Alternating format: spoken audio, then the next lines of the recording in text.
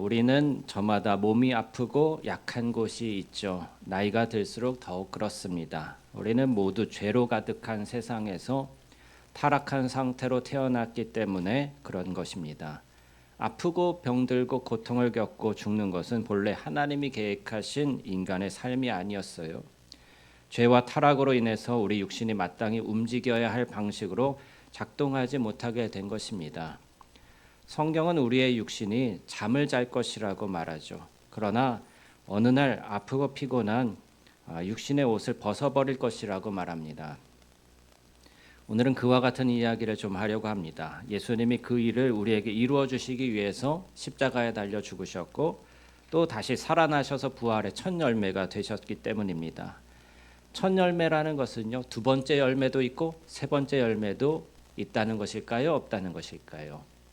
네, 있다는 것이죠. 우리도 여러분들도 부활의 열매로 다시 태어나게 될 것임을 알려주는 것입니다. 먼저는 예수님이 무덤에 묻힌 후의 이야기부터 시작하겠습니다. 안식일이 지나자 즉 토요일 오후 6시에 십자가에 달리신 예수님을 지켜보았던 여인들이 예수님의 시신에 바르기 위한 향료와 향유를 사서 준비했어요. 이것을 왜 바를까요? 시신이 부패하지 않기 위해서. 여인들이 무덤에 도착할 때쯤 누가 우리를 위해서 무덤의 문에서 돌을 굴려줄까 하고 서로 걱정하며 묻는 거예요. 하지만 도착해서 보니까 어때요? 이미 돌이 굴려져 있었습니다.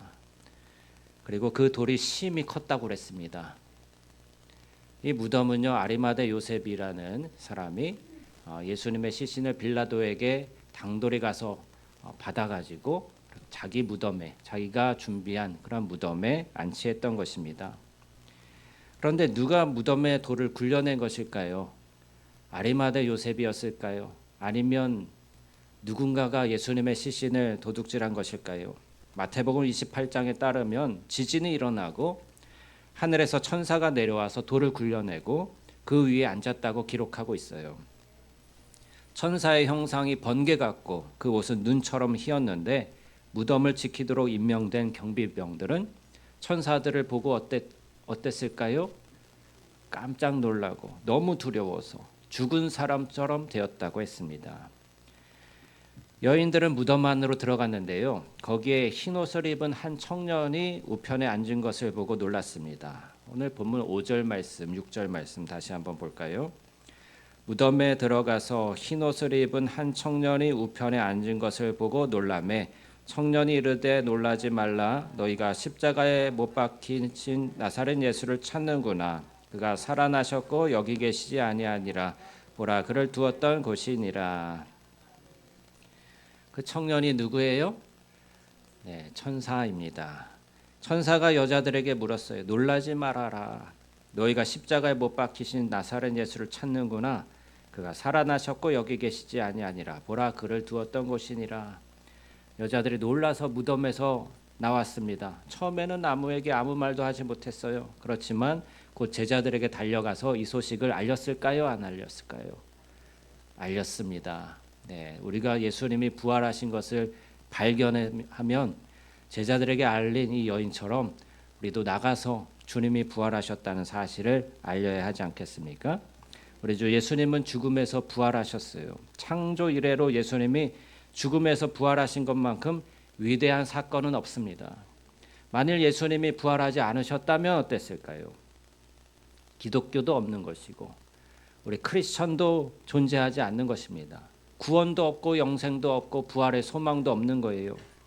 하지만 예수님이 죽음에서 부활하셔서 자신이 참으로 하나님의 아들임을 최종적으로 증명하셨기 때문에 이 모든 것들을 우리는 믿을 수가 있고 소망할 수 있는 것입니다. 하나님께서 마지막 원수인 죽음을 이기셨고 우리에게 영생과 천국의 길을 열어 보여주셨습니다. 믿음이 없는 사람들은 예수님께서 부활하지 않으셨다고 그러는 거예요. 그리고 성경의 기록은 단지 제자들이 예수님을 신격화하기 위해서 만들어낸 영웅 이야기일 뿐이라고 이야기합니다. 맞습니까? 네, 아니죠.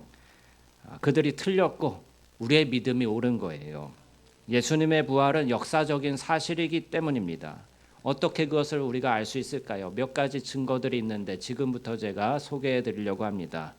먼저는 무덤이 비어 있었다는 사실로서 예수님이 부활하셨다는 증거가 됩니다.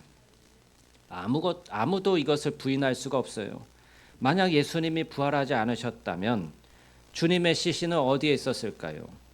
로마 병사들이 무덤을 지키고 있었잖아요.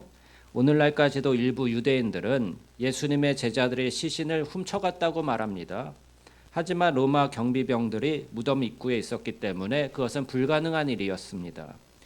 게다가 제자들은 예수님을 버리고 유대인들을 두려워해서 숨어 있었어요.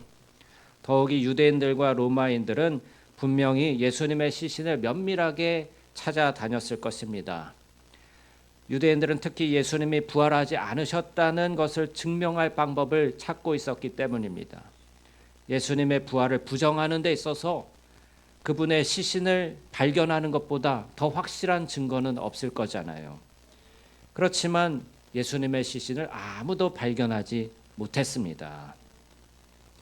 두 번째 증거는요, 부활하신 후에 많은 사람들에게 예수님이 나타나셨다는 사실입니다. 주님은 500여 형제들에게 동시에 나타나셨다고 합니다. 그 중에 많은 이들이 바울이 약 25년 후 고린도 교회에 편지를 쓸 당시에도 그 부활의 증인들이 살아 있었어요. 이들은 모두 예수님의 부활을 목격한 증인들이었습니다. 바울이 고린도전서 15장 4절 이하에 예수님의 부활에 대해서 이렇게 기록하고 있어요. 제가 읽어드리겠습니다. 장사 지낸 바 되셨다가, 누가 장사 지낸 바 되셨죠? 예수님이 성경대로 사흘 만에 다시 살아나사 게바에게 보이시고, 게바가 누구죠? 네, 베드로입니다. 후에 12 제자에게와 그 후에 500여 형제에게 일시에 보이셨나니 그 중에 지금까지 대다수는 살아있고 어떤 사람은 잠들었으며 그 후에 야고보에게 보이셨으며 그 후에 모든 사도에게와 맨 나중에 만삭되지 못하여 난 자 같은 내게도 보이셨느니라. 만삭되지 못했다는 게 뭐예요? 아기를 배웠는데 이제 태어날 때가 되지도 못했는데 미숙아로 태어난 바울 사도가 자기를 낮추어서 말하는 그런 표현인 거예요. 그런 미천한 바울인 나에게도 예수님이 나타나셨다, 부활하신 예수님을 내가 보았다라고 증거하고 있는 것입니다. 예수님이 부활하셨다는 증거 세 번째는 두려움에 떨고 믿음이 없었던 제자들의 삶에 놀라운 변화가 일어났다는 것입니다. 그들은 한때 도망치며 숨는 비겁한 사람들이었습니다. 예수님이 십자가에 달려 돌아가실 때, 붙잡히셨을 때 그들도 예수님의 제자라는 것이 발견되면 어떻게 될까요? 주님과 함께 너는 저 예수 도당이다, 예수와 함께 로마에 반역하는 반역의 그러한 패거리들이다 하고서 서로 함께 붙잡혀서 십자가에 같이 달렸을 것입니다. 그래서 두렵고 무서워서 숨었던 거예요. 그러나 부활하신 예수님을 만나 배웠고는 제자들이 완전히 새로운 사람이 되어서 기쁨으로 충만하고 성령으로 충만하게 되었어요. 제자들의 삶에 나타난 놀라운 변화를 다른 방법으로 설명할 길이 없는 것입니다. 오직 부활하신 예수님만이 그러한 변화를 가져올 수 있었던 것입니다. 그리고 11 제자에게만 변화가 일어난 것이 아니라 다른 사람들도 변화를 받았습니다. 사도 바울은 다메섹으로 예수 믿는 사람들을 잡아 가두려고 말을 타고 가고 있을 때 부활하신 예수님을 만났거든요. 그의 삶이 완전히 변한 거예요. 부활하신 예수님을 만나 배우니까 그 너무 빛나는 그 주님의 모습에 눈이 멀어 버립니다. 그리고서는 이후에 기독교 역사의 수많은 사람들이 부활하신 그리스도를 만났고 주님의 성령이 그들의 삶을 채우게 되었어요. 여러분, 우리도 예수님이 부활하셨다는 것을 알죠? 예수님이 우리 안에 살아계시기 때문에, 우리는 예수님을 만났기 때문에 아는 것입니다. 부활하신 예수님을 우리가 모두 만난 것입니다. 예수 부활의 의미는 무엇일까요? 바로 예수님이 죽음을 이기셨다는 거예요. 예수 그리스도는 죽음을 이기시고 인생의 싸움에서 승리하십니다. 죽음은 결코 그분을 이길 수 없습니다. 여러분이 사랑하는 사람들이 예수님 안에 있다면 미래에 그들을 다시 만날 거예요. 여러분이 사랑하는 가족들 먼저 하늘나라로 보낸 분들 있으시죠? 사망은 결국 영원히 패배하게 됩니다. 이 땅에서 맞이하는 육신의 죽음은 인생의 끝이 아니라는 거예요. 바울이 살던 시대에 부활을 부정하면서 죽은 자가 어떻게 다시 살 수 있느냐고 물었던 자들이 있어요. 이에 대해서 바울 사도의 대답은 이랬습니다. 고린도전서 15장 35절 이하에 누가 묻기를 죽은 자들이 어떻게 다시 살아나며 어떠한 몸으로 오느냐 하리니 어리석은 자여 내가 뿌릴 씨는 죽지 않으면 살아나지 못하겠고 또 내가 뿌리는 것은 장래의 형체를 뿌리는 것이 아니요 다만 밀이나 다른 것의 알맹이 뿐이로되 하나님이 그 뜻대로 그에게 형체를 주시되 각 종자에게 그 형체를 주시느니라. 무슨 말일까요? 좀 어려운 말인 것 같아요. 죽은 사람이 어떻게 다시 살아납니까? 이렇게 묻는 사람들은 어리석은 사람들이래요. 그리고서 이 육신은 마치 땅에 뿌리는 씨앗과 같다는 것입니다. 사람이 죽으면 땅에 묻히잖아요. 그럼 씨앗이 땅에 묻히듯이 묻혀서 마치 도토리처럼 육신은 땅에 묻히고 다시 생명으로 태어납니다. 도토리가 땅에 묻혀서 그게 새로운 생명의 싹을 틔우면 이 도토리의 모습 그대로 있습니까? 나무가 되죠. 아주 우람하고 울창한 그런 도토리 나무가 되죠. 도토리 나무라고 그러지 않고 뭐라고 그러죠? 상수리 나무. 그죠? 이름도 달라지네요. 근데 그 모양이 달라져요. 그 씨앗이 자란 나무는 더 이상 씨앗의 형태로 존재하지 않는단 말이에요. 완전히 다른 차원의 살아있는 창조물이 되기 때문입니다. 이것이 끝이 아니라는 거예요. 여러분의 지금 육신의 모습 그대로 있을 것이 아니라 땅에 묻히면 마치 여러분들은 도토리 씨앗이 묻힌 것처럼 묻혔다가 상수리 나무와 같이 새로운 모습으로 태어나게 될 것입니다.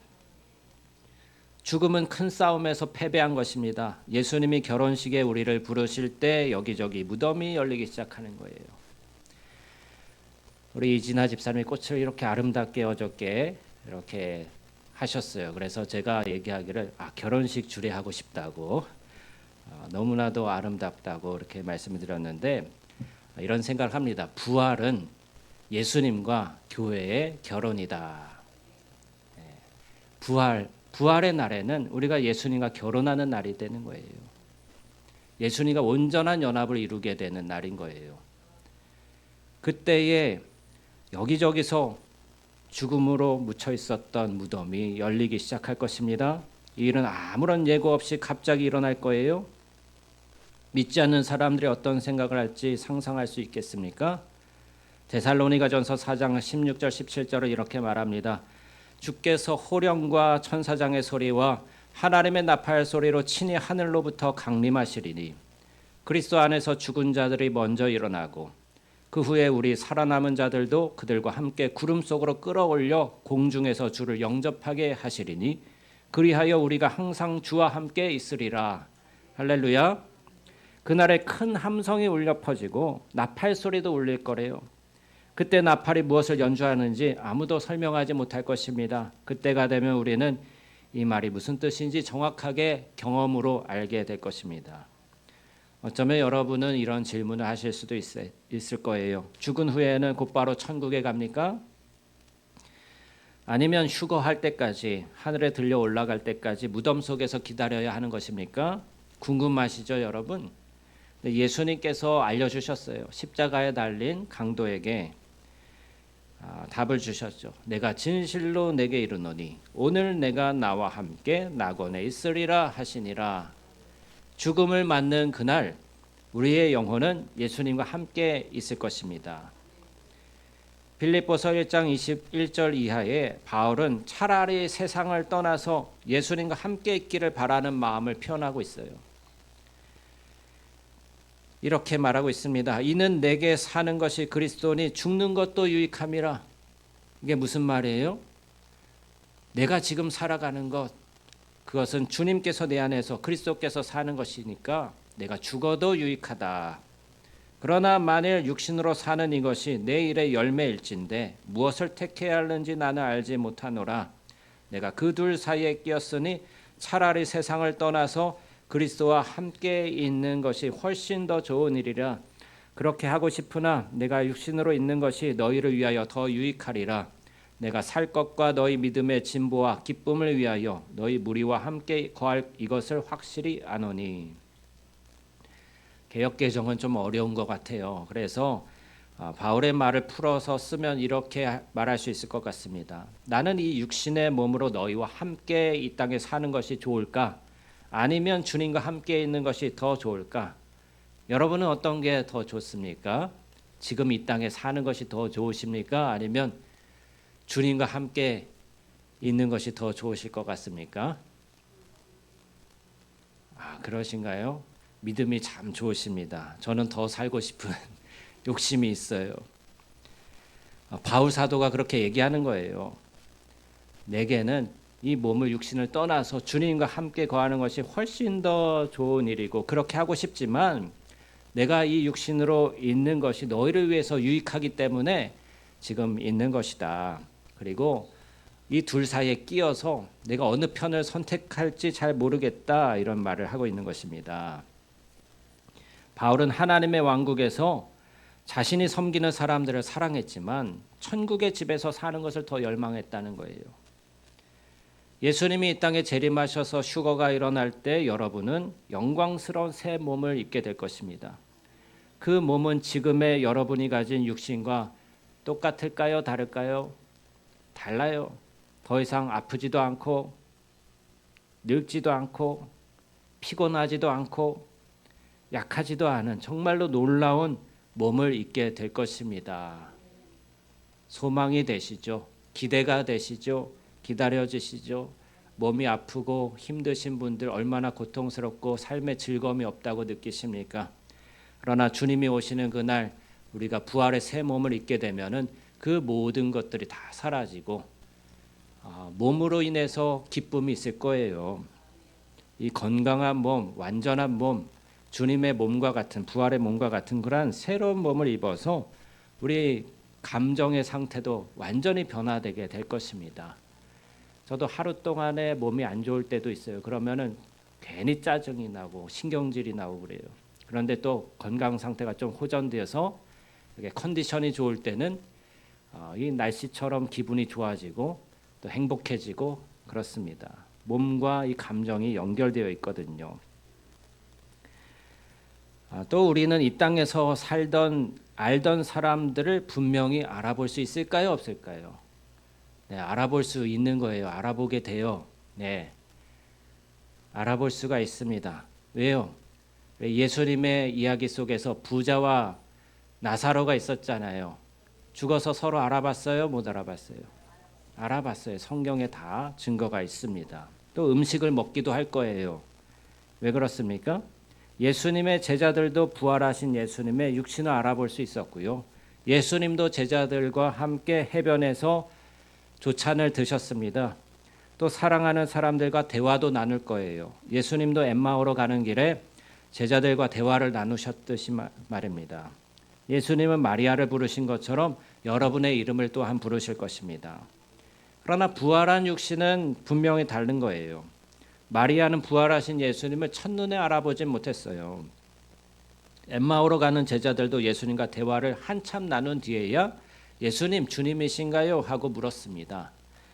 몸이 아플 때 아무 생각도 들지 않고 불안과 두려움과 걱정만 늘어가죠. 우리의 몸은 감정과 연결되어 있기 때문입니다. 그러므로 불안하고 두려울 때, 걱정 많을 때 주님을 더욱 바라보고 묵상하시기를 바랍니다. 그러면 점차로 우리 마음에 밝은 기운이 들어오고 잔잔한 기쁨이 깃들게 될 것입니다. 우리 앞에는 이 땅의 삶과는 비교할 수 없는 아름다움으로 가득한 완전한 삶이 기다리고 있습니다. 그것은 부활의 삶입니다. 주님이 부활하셔서 사망을 이기셨습니다. 주님이 부활하셔서 승리하셨습니다. 바울의 말을 듣고 기쁨과 격려를 얻으시기 바랍니다. 사망아, 너의 승리가 어디 있느냐? 사망아 내가 쏘는 것이 어디 있느냐. 사망이 쏘는 것은 죄요 죄의 권능은 율법이라. 우리 주 예수 그리스도로 말미암아 우리에게 승리를 주시는 하나님께 감사하노라. 아멘. 할렐루야. 주님께서 우리에게 승리를 주셨음을 믿습니다. 이 부활의 아침, 이 부활의 주님과 함께함으로 기쁨을 얻으시고 새로운 삶에 대한 소망과 또 영생의 소망으로 기쁨을 표현하시는 여러분 되시기를 축복합니다. 함께 기도하겠습니다.